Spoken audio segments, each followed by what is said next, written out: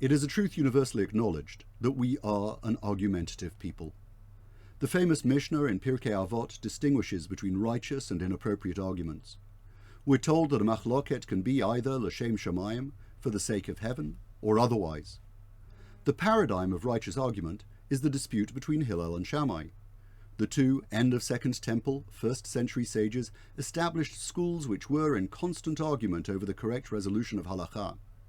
By contrast, we are taught that the paradigm for a dispute which is not l'shem shamayim is the argument of Korach and all his company. On the surface, this is because we view Korach and his followers as an evil mob, out to undermine the authority of Moshe. Famously, though, the Mishnah does not state that an unholy Machloket is the Machloket of Korach and Moshe. It says Korach and his company, and from this we learn that the rebels were divided amongst themselves. Obviously, the attempt to undermine Moshe was unholy. The Mishnah is teaching us that the internal dynamic of Korach and his followers is the model of an unholy dispute.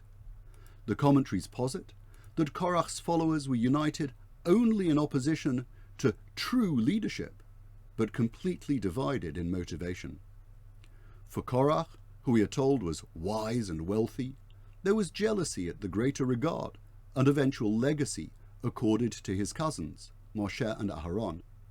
Korach complains, accuses Moshe and Aharon of selective nepotism and self-serving corruption. As is so often the way, the accusation mirrors the motive of the accuser. For the Reubenites, who were apparently the majority, the dispute was about the loss of tribal prestige. They were the ancestral firstborns. Power had shifted from them to the Levites.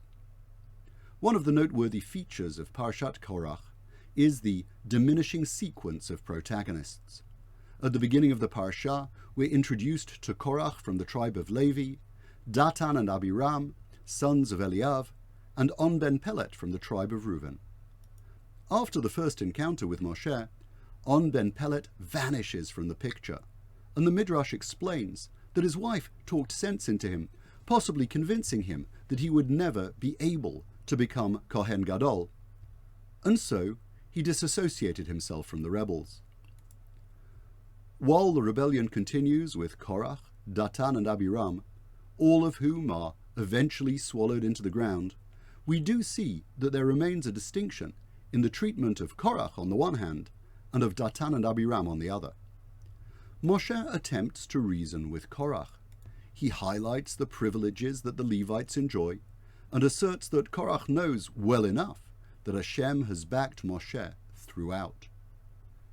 And then Moshe tries to speak with Dathan and Abiram. Rashi observes that we should always attempt to meet and resolve Machloket rather than let matters escalate. Dathan and Abiram were not of that mind. They refuse Moshe's invitation. Lo na'aleh, they exclaim, we will not go up. Instead, they grandstand, disparaging Moshe. They will not submit to the authority of a failed leader. He had not brought them to a land flowing with milk and honey, not given them fields or vineyards. And then, with a knack for the biblical soundbite, they say, even if you gouged out the eyes of those men, we would not come up. What is this eye gouging?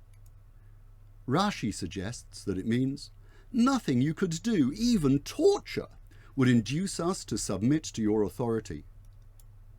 In Australia, there's a colloquialism, even blind Freddy could see that whatever course of action is folly. Possibly, Dathan and Abiram were saying, there is no point in meeting. Your clever arguments cannot and will not mask our truth.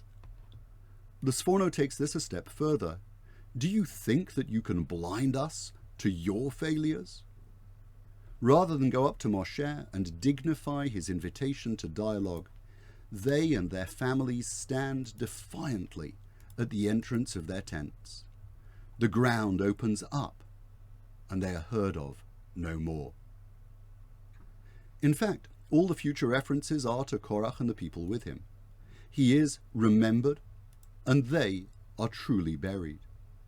Rabbinic literature identifies Dathan and Abiram as the two slaves in Egypt whose argument Moshe interrupted. They were happy to fight with each other. However, Moshe's interference united them against him, with the result that he fled to Midian. The Midrash identifies Dathan and Abiram as the rebels who sought to collect a surplus of manna, only to see it turn to worms in the morning. Perhaps they were the rebels at the Red Sea, who sought to return to Egypt at the first fence, right at the outset of our journey to freedom. The Talmud in Sanhedrin sees rebellion in their very names. Dathan avar al hadat. Dathan transgressed principles of faith. Abiram iber atzmo me'asot tshuva. Abiram fortified himself against repentance and return. In this we see two types of vice.